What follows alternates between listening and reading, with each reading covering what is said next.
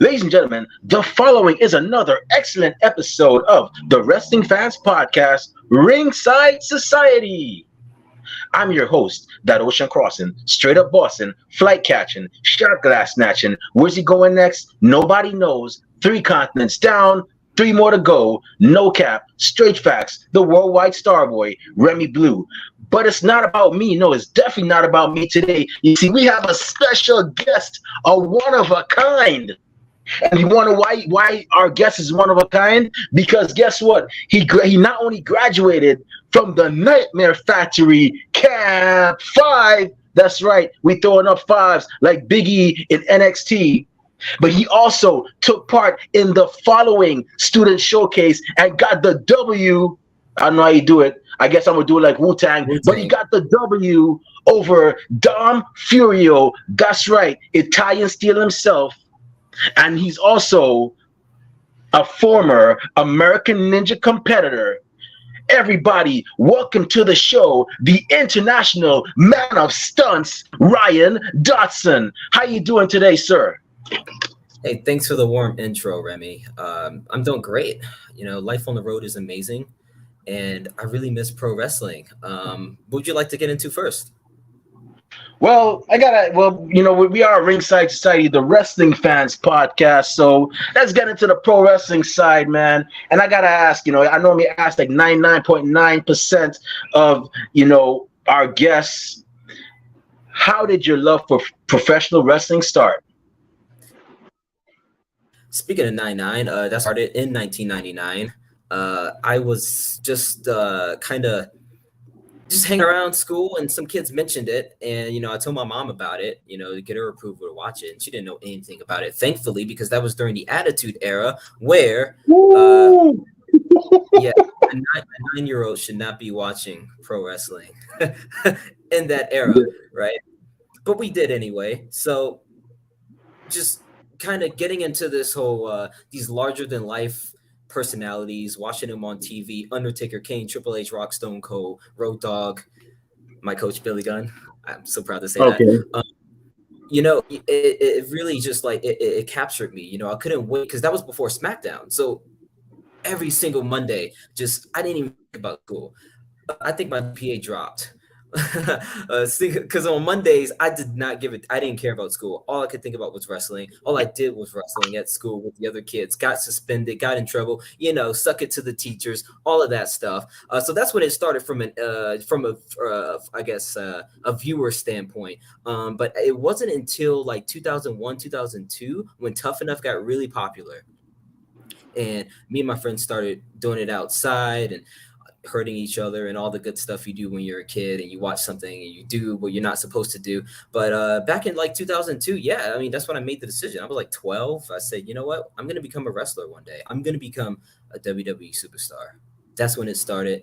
It didn't happen till many, many years later, me becoming a pro wrestler. But that's kind of where it started, because I saw these trainees just go in there, show off their athletic prowess, show their personality, and eventually get a contract. And I just thought to myself, hey, this is very much possible. Now, flash forward about almost 20 years after that, I finally take the plunge because I was thinking about my job at the time and how I can keep doing this, right? I know what's going to happen next. Life is not really fun when you know what's coming next, if that makes sense. Maybe I'm wired a little bit differently, but I wanted to get into the unknown. I wanted to take the dive and see what would happen because I have very strong belief in myself, a very strong spirit. Like, I don't go into any situation thinking I'm going to fail. Like, I think I'm going to be successful at everything. So that's when I just completely left my life behind.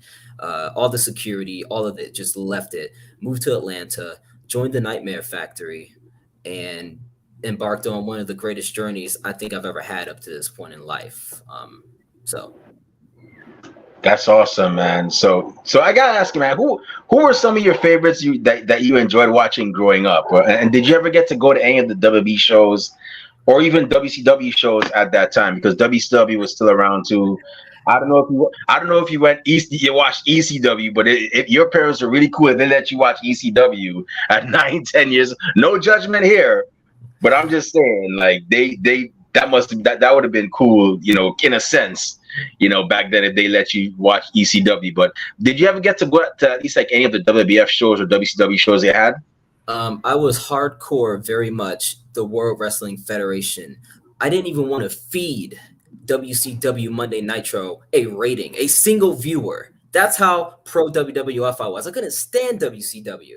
Couldn't stand it. Now, years later, I look back and say, wow, there's some really cool stuff on here. Why was I so close minded? But it was like if you're in one gang and you go hang out with the other gang, because we had kids at school that were into like DDP and Sting and Hogan, and I was very much into Rock, Undertaker, Stone Cold. So it was constantly debates and arguments and who's better and which show is better. And one of my friends became a Benedict Arnold. That's right, he traded from WWF to WCW. I wonder how good that worked out in 2001, by the way. So yeah, I was very much WWF only. Every now and then I would catch whatever Thunder, but no, essentially it was just WWF. I couldn't stand WCW. The production just wasn't quite WWF level. And again, I look back years later, I see it on the network, and I was kind of like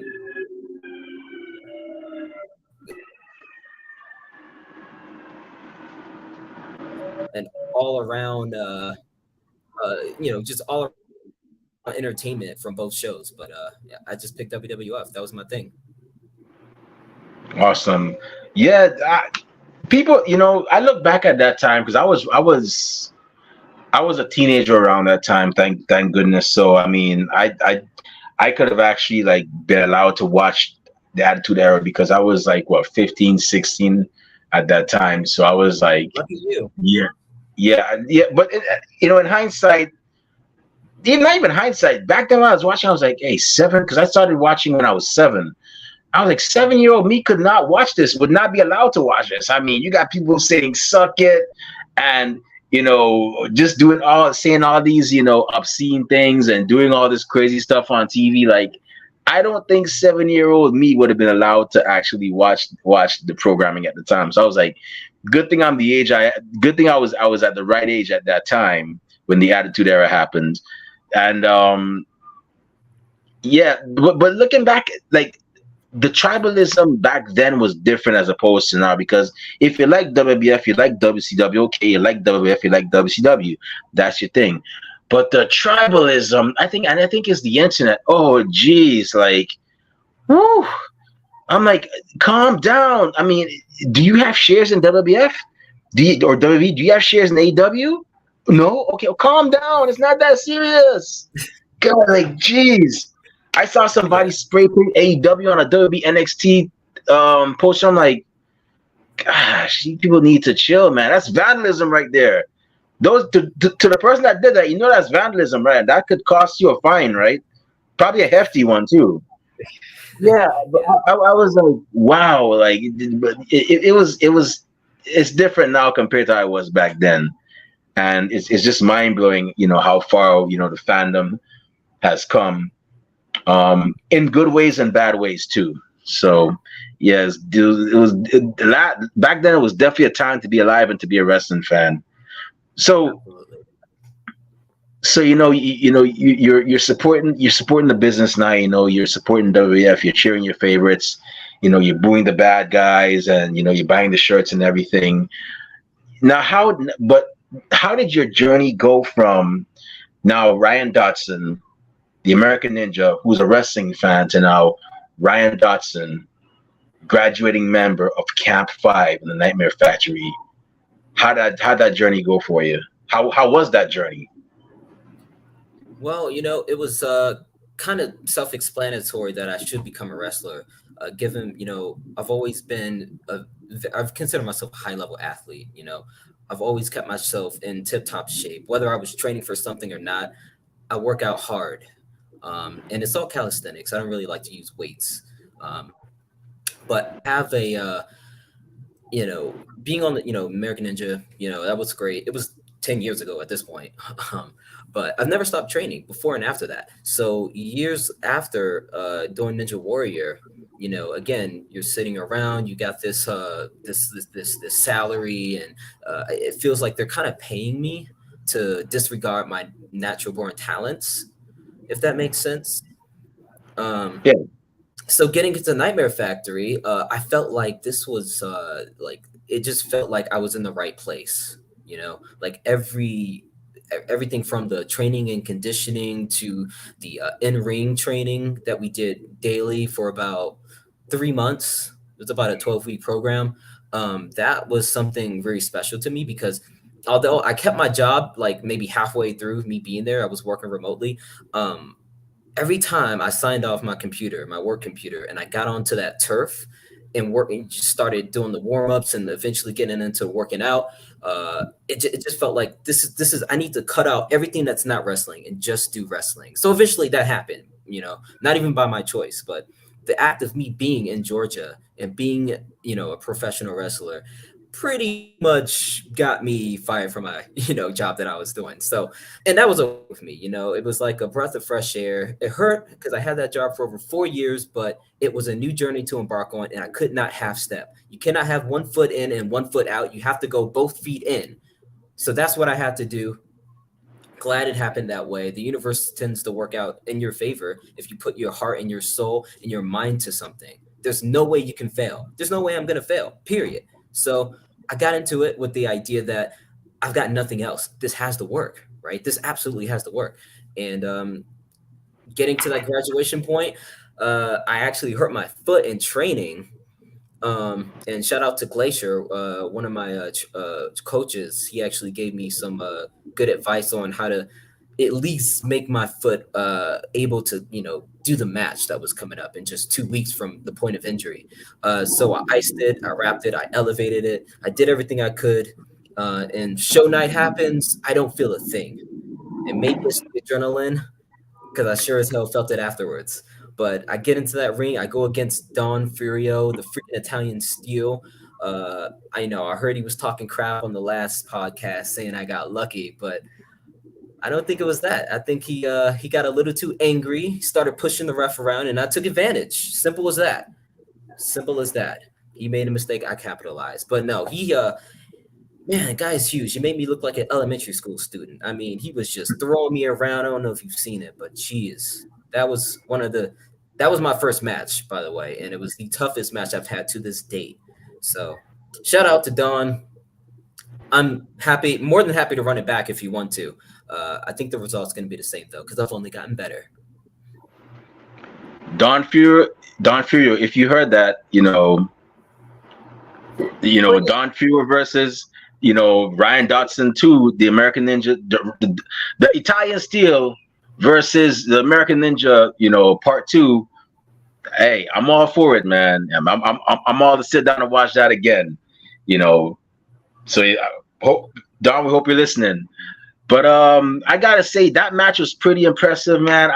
I saw the way you scaled that turnbuckle. I was like, yo, that's cool. I've never seen nobody do that, man. Like you just scaled that turnbuckle, for the entrance of your match, and I was like, wow, that's pretty awesome, man. Like this man definitely has talent, and I know right now you're taking a bit of a break, a bit of hiatus from pro wrestling, and you're doing stunt work, which we're gonna get into.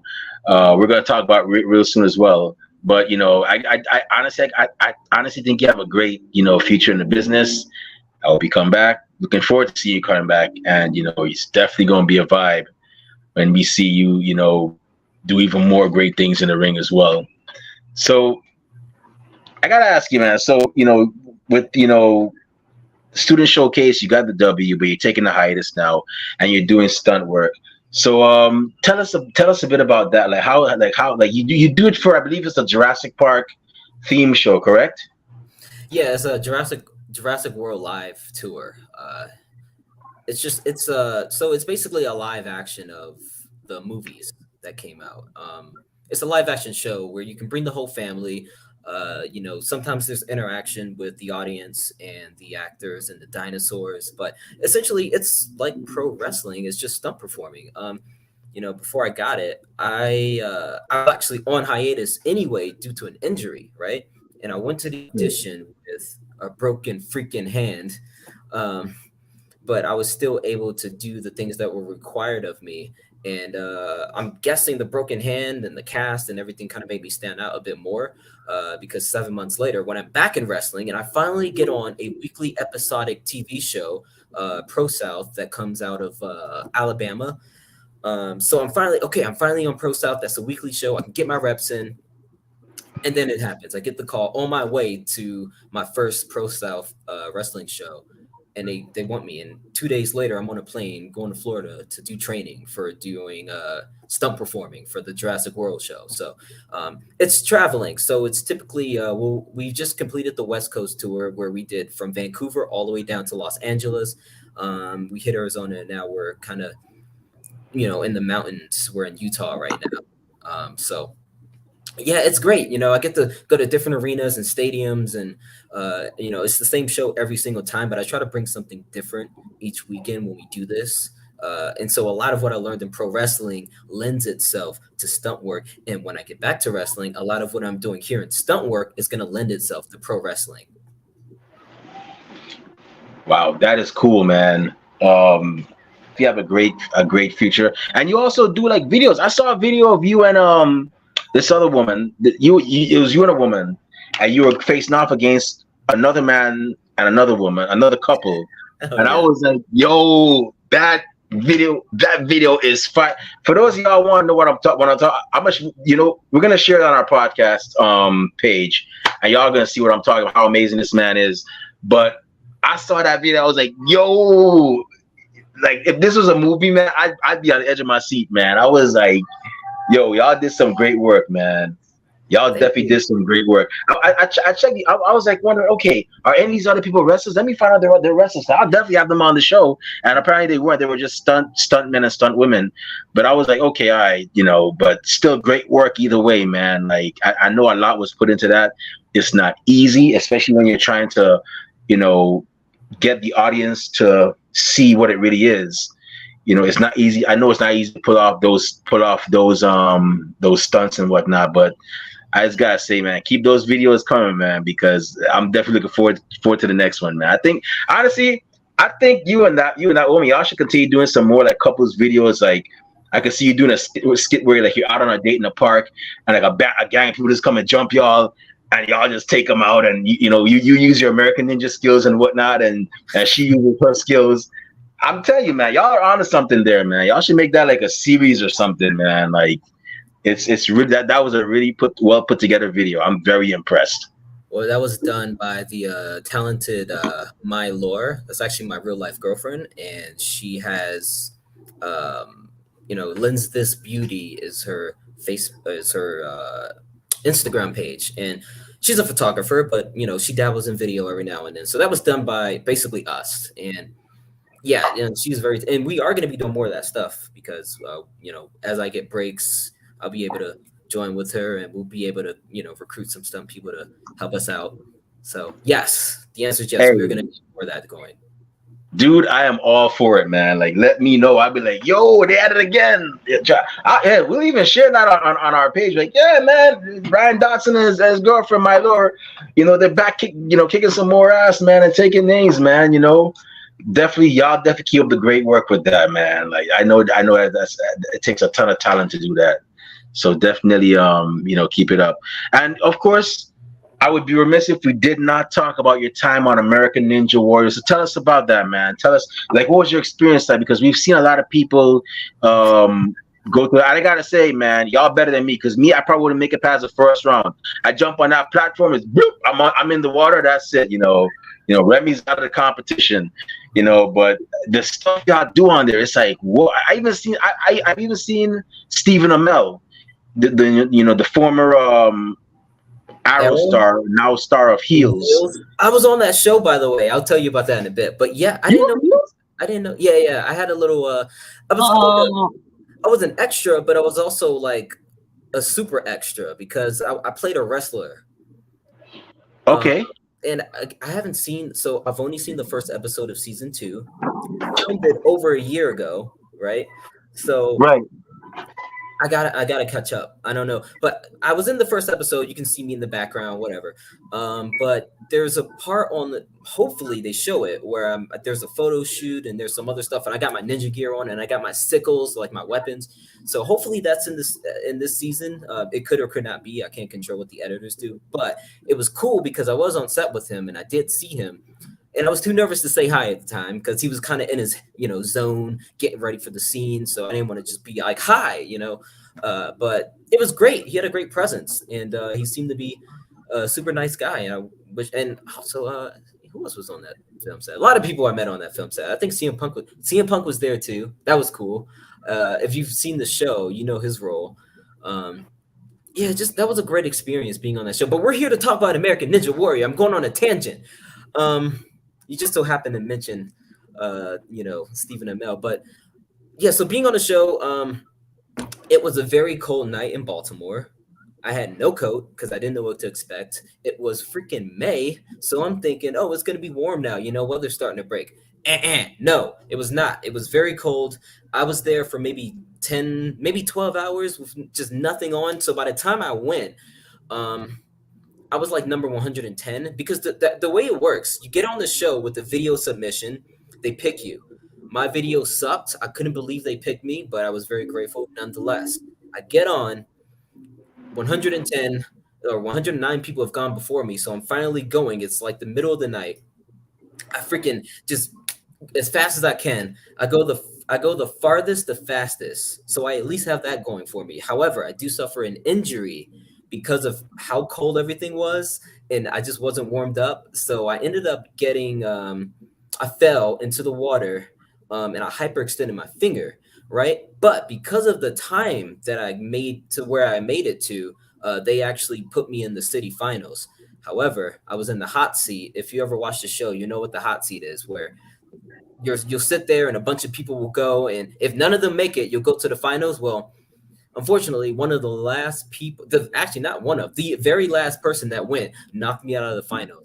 And of course, I stayed just to be a runner-up, but at the end of the day, it was a great experience. I didn't realize how important technique was because for me, I just sped through it as quickly as I could, and I didn't quite get the technique down of each obstacle, about how to use my momentum in a more efficient way to get through it. So it was a bit of a bummer.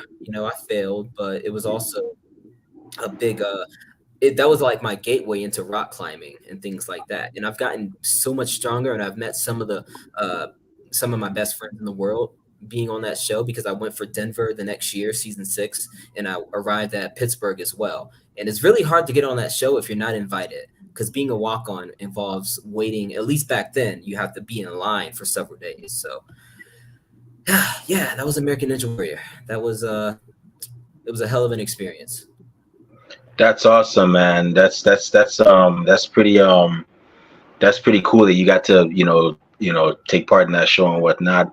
And like I said, it always gets me like how fit you. I know you got to be like very fit to get on that show because if you want to make it far, like to like the last part or so on, you got to have like not even just physically fit, just mentally fit. So congrats on that. Hopefully, you get another chance at it. And we can get to see you take the W home and out, and then we'll be like, yo, we just had Ryan Dodson on the show, man. He just won American Ninja, man, the grand prize, man.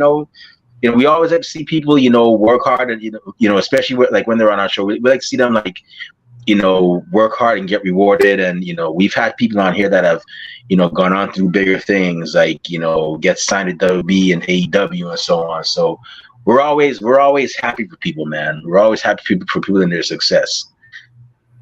Thank you. Yeah. So, if somebody came up to you, that was into that did American Ninja Warrior, and now they're like, yo, right, I want to get into the pro wrestling thing, like you, like how you did it, man. I want to go to, the Nightmare Factory and train and do it like you did it, man, because I feel like wrestling is my next step. What would you tell that person that's looking to go in the same path as you? Not just like you, but like from American Ninja to pro wrestling. What advice would you give that person? I would say be in the very best physical shape you can possibly be, so that when you get to, and I'm gonna recommend the Nightmare Factory. I think it's the best school in the world. Um, and when you get there, just make sure you stand out, and you can stand out for your athletic prowess. You can stand out for your personality. Watch promos, because that's the other part of it. You have to be really good at promos. You have to be really physically fit. Make sure your body is up to snuff. Now, if you're an American Ninja, you're probably going to have a decent body. But you've seen that show, and not everyone does. So make sure you are 100% just on. And I wouldn't recommend quitting your job, but if your job interferes with your ability to be mentally fit for the task that you're about to take on, I would say just leave. Just make sure you have enough savings, at least 6 months to a year saved, and just quit. Because what are you going to put? I mean, what are you going to be? 20 years from now, are you going to regret not doing it? If the answer is yes, that was my answer. I said, hey, 20 years from now, am I going to regret not taking this journey into the unknown and becoming a wrestler like I've always wanted to be? The answer was absolutely yes. So if you think you're going to regret not doing it, do it. No equivocation. Do I regret any of this? I love this without a shadow of a doubt. So as long as you love it and you have that conversation with yourself, you're going to be just fine. You're going to be absolutely fine, I promise. So get in the best shape of your life. Don't stop training. Even like literally the night before I flew out to join the factory, I was still working out, like the pause. And I haven't stopped since, because you never know when you'll be tested, So do that. Ask yourself that question. Have that conversation. Go to the Nightmare Factory. Stand out. Have some really, really good practice promos in the mirror. Practice them on camera. Just do everything you can to become a complete package. Look at the best superstars in the world. Randy Orton is a great example of a complete star. He's damn near perfect. He's the closest to a perfect superstar you can get throughout his entire career. Watch people like him. Watch your favorites. Take from them what kind of suits you and delete what doesn't, because not everything works, right? It's just based on who you are as a person. And I would just say take all that stuff, and get an IP if you can, an intellectual property, create something, right? I still haven't quite done that. The American Ninja is something that was kind of given to me by my coaches. Shout out to Cody Rhodes and Glacier and QT Marshall and Baron Black, and of course Billy Gunn, who's he's been coaching at my night classes. But yeah, and Malachi Black stopped by one day, and that's where I got the idea of an IP.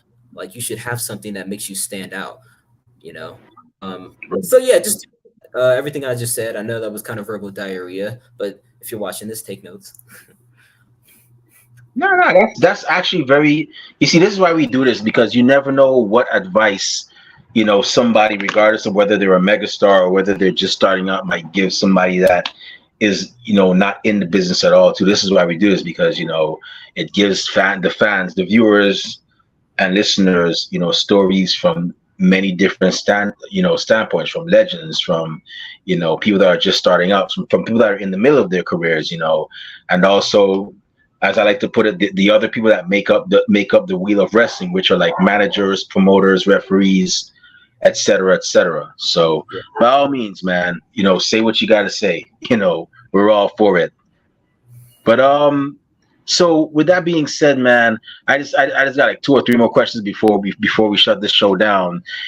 So my next question, let's say you come back into you're making your return into wrestling. The American Ninja is coming back to kick some butt and take some names.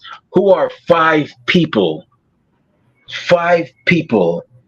that the American Ninja, the international man of stunts, Ryan Dodson, wants to face? They could be from anywhere, because pro wrestling is unpredictable. You never know. Heck, you might even find yourself across the ring.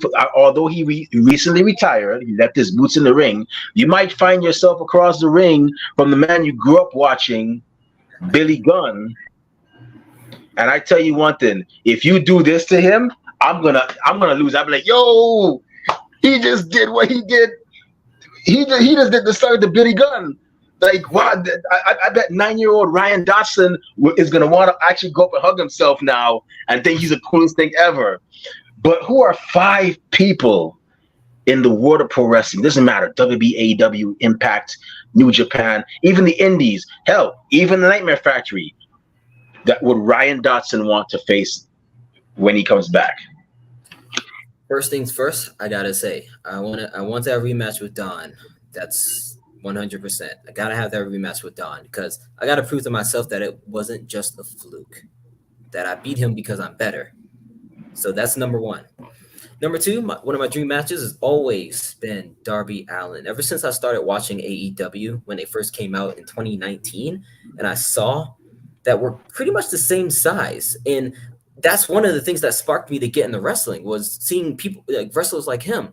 I'm like, wait a minute, they're hiring smaller guys now. I'm a smaller guy. He's got a job. Why can't I do it? So Darby Allin, number two, absolute dream of a match. My absolute all-time favorite is Jeff Hardy, so I gotta have a match against him. Yeah, it's gotta be me and Jeff at some point before he hangs his boots up.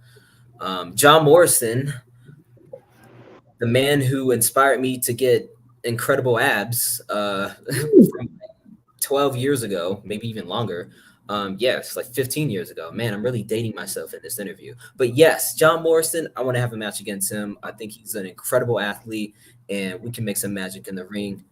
And I can't really not really sure who. I mean, I really want to go against QT Marshall because the way he structures his matches are just, it blows my mind how he takes the very complex and just simplifies it and makes it easy to digest. I think I would have a hell of a match against QT Marshall. Very underrated talent. And I'm not just saying that because he's my coach. Was that 4 or 5? That was 5. That was okay. There you go. There's my 5. In the year 2024, when my contract ends with this stunt company, back to wrestling. That's awesome, man. Actually, it's always good to see a teacher versus student match. I'm all for that. I would definitely be all eyes if I see you versus QT Marshall, who, in my opinion, a lot of people don't give the gift his credit because he is an incredible mind in pro wrestling from what I've seen. And I've actually been watching him since 2012 when he used to wrestle at Ring of Honor. And I've actually been fortunate to see him wrestle actually in Pro Wrestling Syndicate over in New Jersey, which is not that far from me. So definitely, a man who is doing great things. QT, I don't know if you're ever going to see this, but if nobody has thanked you before, thank you for all that you do and continue to do. We, wrestling fans really and truly appreciate it. But yeah, that would definitely be a banger. You got a lot of great opponents there. You got Don Furio, run that rematch again. Darby Allin, who's pretty much the same size as you. Both of you guys are pretty much, you guys do these crazy stunts. You got John Morrison, who does parkour, and who's also the American Ninja. That would be cool. I don't know what he calls himself, the Shaman of Sexy, the Prince of Parkour versus the American Ninja. All that, yeah. The Prince of Parkour versus the American Ninja. Yeah. And then you got, Jeff Hardy, who's another Daredevil, and then you have a great list, man. I gotta say, I hope you get a chance to wrestle all those men, and you actually get to complete all your goals and everything. And the next question I have, which is probably pretty much the last one. So you're gonna go there, and you have your singles list. But let's say if you were going for some tag team gold, who would be your tag team partner? Once again, it could be anybody from in professional wrestling. Like I said, it's unpredictable. But who would be your tag team partner if you were to go after some tag team titles? Tag team partner, man, I gotta say, I gotta go with I want to say Darby. Darby? I also want to tag with him. Hey, that could definitely happen, man. It could probably happen, and best believe if I see that, I'm like, wow, he actually made it happen, man. He definitely, now he's tagging with Darby Allin, he's on a skateboard, you're doing the parkour, the free running, everything. You're scaling. I could see him for some reason. I could see him, for some reason, skateboarding and jumping that top rope with the skateboard and making it into the ring. And meanwhile, you're scaling the other side of that turnbuckle and whatnot. That'd be really cool to see that as well. But Hey, that'd be awesome. That'd be pretty awesome tag team, man. yeah. You got two men throwing their bodies into their opponents with reckless abandon, fighting as if we're in someone else's body. Like, that's my wrestling style. I love that. And there's a way to do it safe too. And I'm actually getting that. I'm adding that to my toolbox with stunts. Like, I'm starting to realize, like, if there's a part in the show where I get tossed like 10 feet or more in the air and I'm crashing down onto a hard surface and it looks like it hurts, but it doesn't. Awesome. So I'm So gonna my bring last wrestling. so my last question, the last question tonight. Um, where does the American Ninja see himself in 5 years in regards to pro wrestling? Well, one of the goals I had when I started wrestling is to, become a signed talent, get a contract. And I technically have that now. It's just not with wrestling. It's with the stunt performing thing. So 5 years from now, when I improve myself in the ring and I'm the best that I can possibly be, 100%, I expect to be 2 to 3 years deep into a pro wrestling contract with a major, whether that be All Elite Wrestling or Wrestling Entertainment.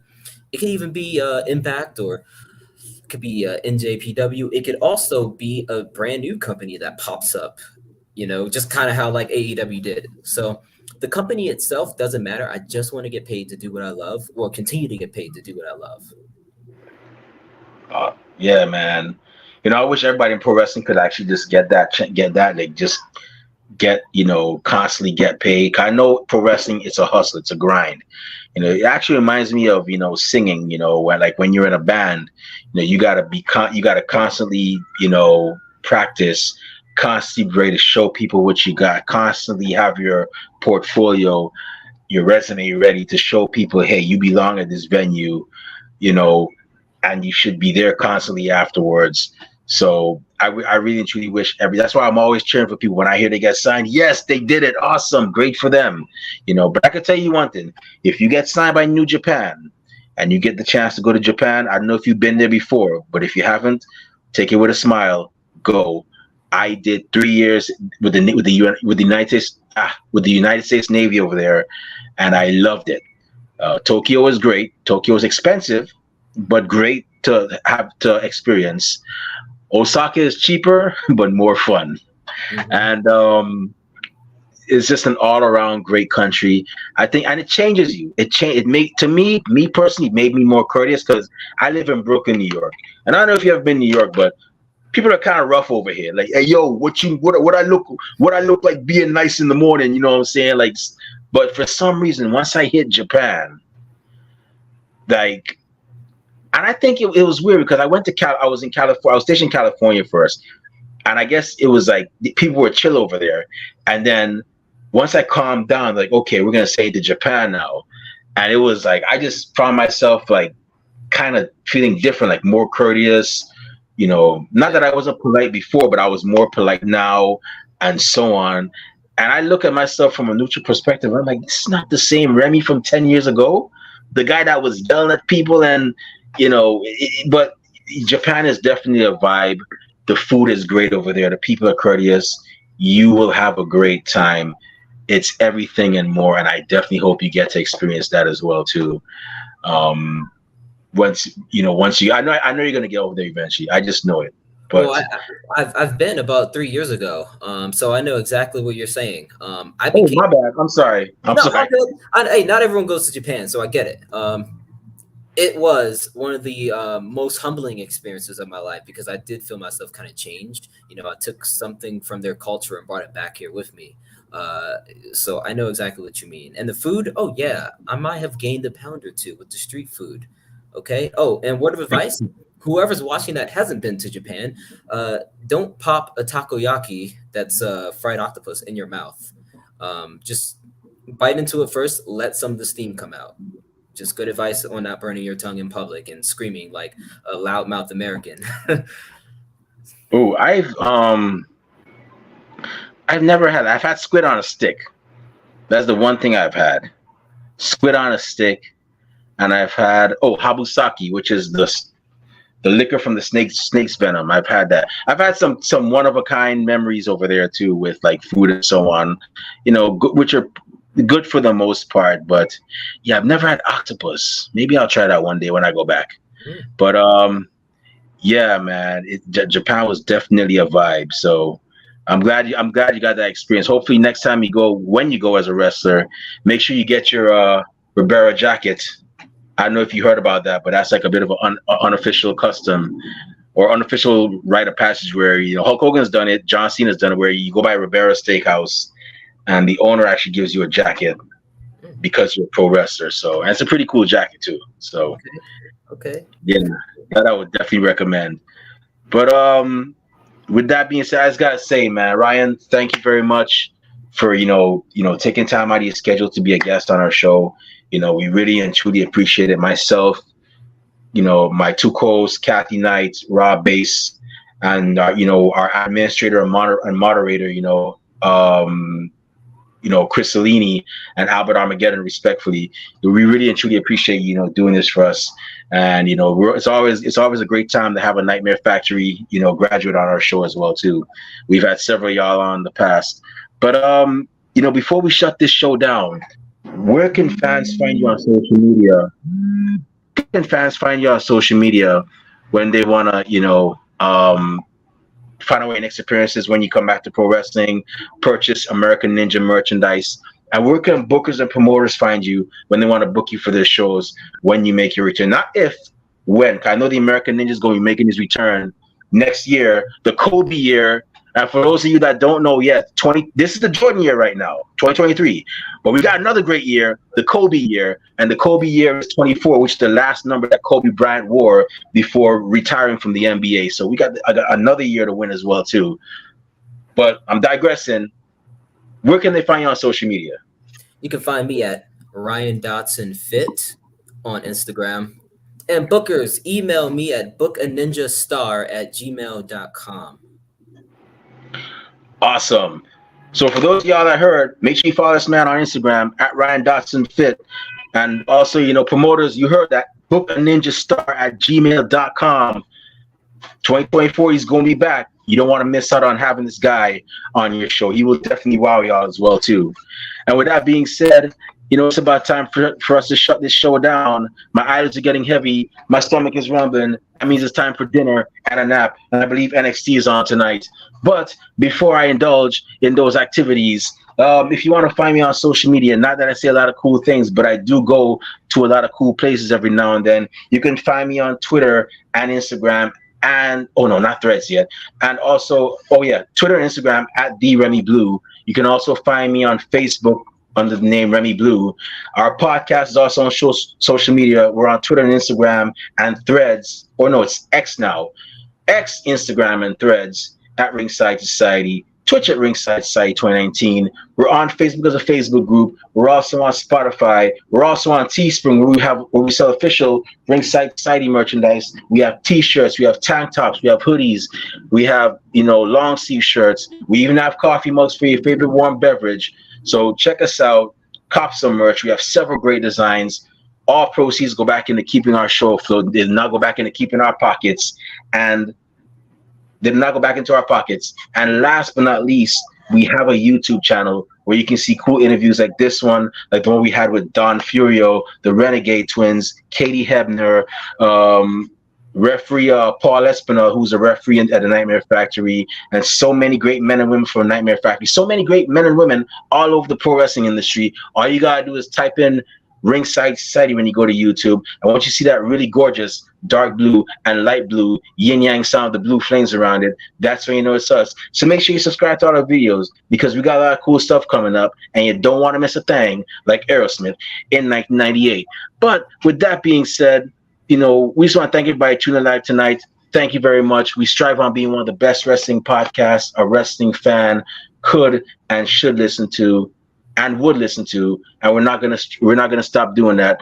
So those of you that are listening later on, we get a chance. Thank you very much in advance. And those y'all that hate us, can't stand us, really and truly wish we'd go away. Well, like myself at the Golden Corral, we're not going anywhere for a while. With that being said, we just want to let everybody know that we're very well and aware that everybody and their grandparents and the parents of a podcast. But we're not your grandparents' podcast. We're not your parents' podcast. As a matter of fact, we're not just any podcast. Hashtag we are not the same. So I'm going to say it one time for the mind, one time for the people, one time for the wrestling culture, one time for the Nightmare Factory Camp 5. We coming for the rest of y'all, so don't go too far. And one time for the international man of stunts, the American Ninja, Ryan Dodson. We're the Wrestling Fans Podcast, Ringside Society, and we'll be back later on this week with another impressive guest on another impressive episode. But until then, we just have 4 favors for y'all. Stay safe, stay healthy, be excellent to each other, and party on, dudes. We out. Peace.